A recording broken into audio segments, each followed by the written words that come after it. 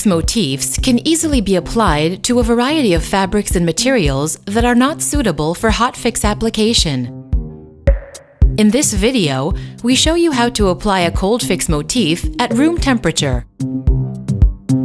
Before application, press the motif onto the transparent film.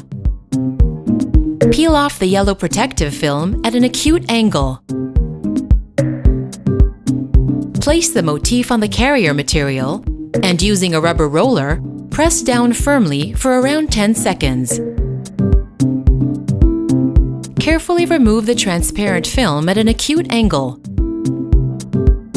After removing the transparent film, press down firmly on the motif one last time using a rubber roller. The application is now complete.